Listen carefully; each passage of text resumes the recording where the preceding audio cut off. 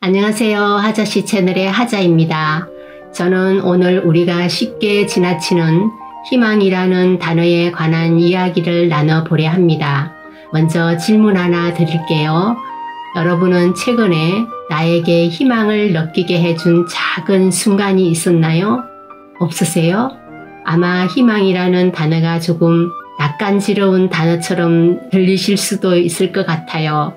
희망을 얘기하기에는 요즘 살기도 어렵고 또 세상이 매우 시끄럽잖아요. 희망을 느끼기는커녕 희망을 잃게 만드는 건 아닌가 싶기도 해요. 저는 요즘 우리 사회의 현상을 보면서 사람은 언제 희망을 잃고 다시 희망을 발견할까? 저 자신에게 질문을 했지만 그 답변을 찾지 못하겠더라고요. 근데 저 질문을 정확히 답변하는 사람이 있더군요. 친정엄마. 제가 파킨슨 진단받고 한동안 삶의 늪에 빠져서 허우적거린 적이 있거든요. 그때 제가 희망이 없는 세상 살아서 뭘 해? 라고 했더니 엄마가 그러시더군요. 희망이 있고 없고는 세상 상태도 네 몸 상태도 아니고 네 정신 상태이다. 그 말에 제가 충격을 받았잖아요. 엄마의 그 말 덕분에 제가 제정신으로 돌아오지 않았나 싶어요. 세상에 희망이 없어도 나 스스로 얼마든지 희망을 꿈꿀 수 있다는 거 너무 멋진 말 아닌가요?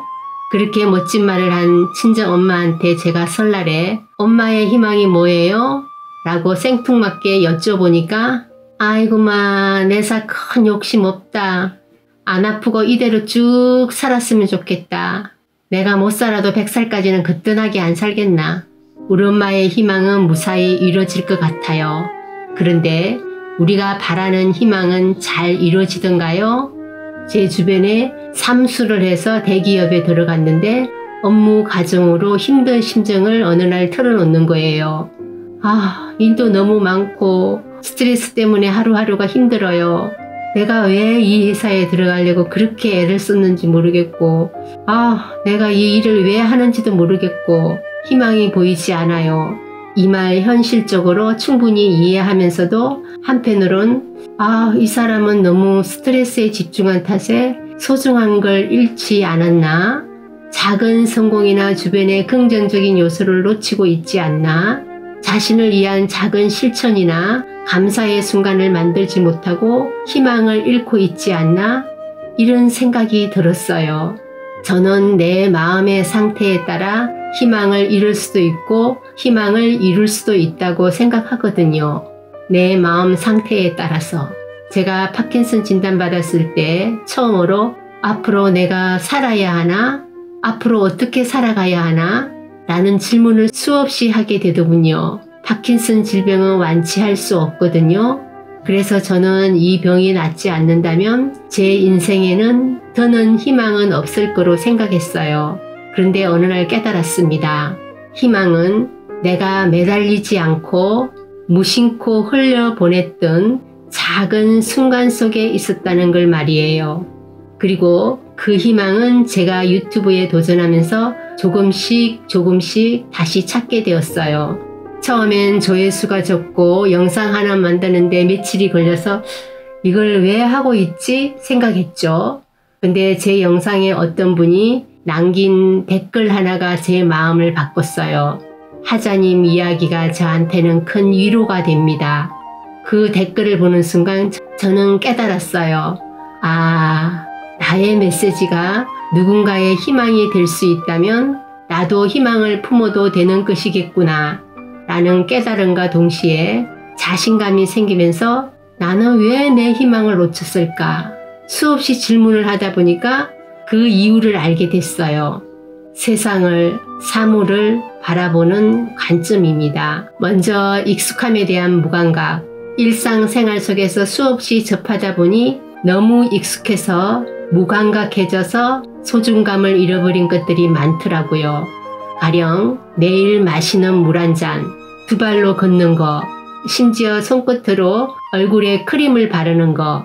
제가 파킨슨으로 근육이 굳어져 가기 전에는 얼마나 소중한지 알지 못했거든요. 파킨슨 진단을 받고도 저는 제 손이 떨리는 것만 보였지 저 손으로 뭔가를 하고 있었지만 저 손으로 여전히 무언가를 만들 수 있다는 걸 깨닫지 못했어요.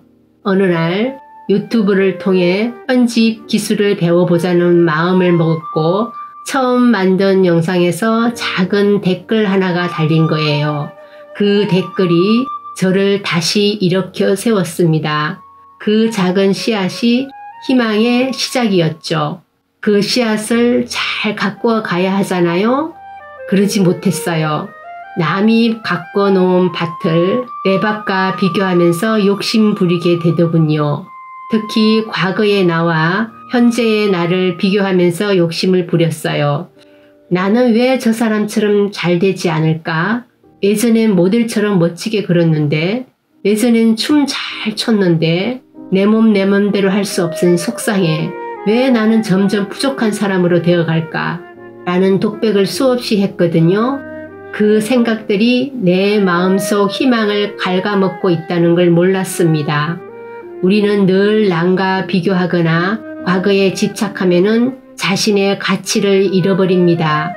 희망을 잃게 돼요. 그런데 어느 날 남편이 저한테 그래요. 남들 잘하는 게 당신한테 뭐가 중요해? 당신 유튜브 댓글 보니까 당신한테 삶의 희망을 얻었다는 사람들도 꽤 있더구만. 그걸로 된 거 아니야? 그 말을 듣는 순간 한 방 맞은 것 같더라고요. 이때부터 저 정신 상태가 새롭게 형성된 것 같아요. 제가 엄마한테 한 방 맞고 제정신으로 돌아왔는데 남편한테 또 한 방 맞으니 부정적인 비교급이 내 곁을 떠나가더라고요. 대신 내 곁을 떠났던 희망이 다시 내 마음속으로 들어왔습니다. 참 감사할 일이죠. 우리가 살면서 감사할 일이 생기면은 희망도 뒤따르기 마련이거든요. 그래서 감사는 희망을 찾는 가장 강력한 도구입니다. 그 도구를 잘못 쓰면 내 삶을 망가뜨리는 주범이 될 수도 있어요. 내가 잘하지는 못하지만 내가 할 수 있는 작은 희망에 고마워해야 하는데 지금 당장 조금 불편하다고 불만을 쏟아내기 쉽거든요. 손 근육이 굳어져 세수하기 힘들어. 손이 떨려서 스케치가 삐뚤빼뚤해서 그림이 지저분해. 손이 떨리기 때문에 친구들이랑 밥 먹는 게 자존심 상해. 이런 불만은 생활 습관이 되는 거예요. 삶을 바라보는 태도가 되는 겁니다. 반면에 이렇게 말하면 어떨까요? 내 손으로 세수할 수 있어서 행복해. 두 다리로 걸을 수 있는 것만으로 감사할 일이야. 그림을 그릴 수 있도록 손가락이 협조해주니 정말 다행이야. 말한 대로 삶이 전개됩니다. 잘하든 못하든 내가 가진 것에 감사하지 않을 때 희망을 잃게 됩니다. 자, 그럼 희망을 어떻게 찾을 것인가? 여러 가지 방법이 있겠지만 제가 경험한 거 3가지만 말씀드릴까 합니다. 첫 번째, 주변을 돌아보기. 우리는 희망을 멀리 있다고 생각해요. 하지만 멀리 있지 않습니다. 오히려 가장 가까운 곳에 숨어 있죠. 하루는 제가 동네 뒷산을 산책하다가 한 아이가 고사리 같은 손으로 돌탑을 열심히 쌓다가 갑자기 엉엉 울면서 말하는 걸 들었거든요. 엄마, 이거 다 망가졌어. 어떡해? 아이는 자기가 쌓아 올린 돌탑이 무너지니까 세상을 다 잃은 것 같죠. 그때 엄마가 아이에게 차분하게 말하더군요. 그럼 다시 쌓아보자. 별것 아닌 대화 같지만 이 모자의 대화가 저에게는 큰 감동을 주었어요. 희망은 실패하면 끝나는 게 아니라 다시 시도하는 용기 속에 있다는 걸 알게 된 거죠. 이런 걸 저는 작은 희망이라고 불러요. 우리 주변에는 이런 작은 희망이 아주 많습니다. 예전에는 남편을 그냥 내 인생의 발레자 정도만 생각했거든요. 제가 질병이 있으니까 남편의 손을 빌려야 하는 일이 많이 생겨요. 그러다 보니 남편의 작은 손길이 저에게 있어 작은 희망이라는 생각마저 들더라고요. 두 번째는 작은 것에 고마워하기입니다. 작은 희망에 만족하면 작은 것에도 고마워할 줄 알아야 해요. 저 친정엄마는 아침에 눈을 뜨는 순간부터 감사 타령을 해요. 아침마다 커피를 드시거든요. 봉지커피. 그냥 드신 적이 없어요.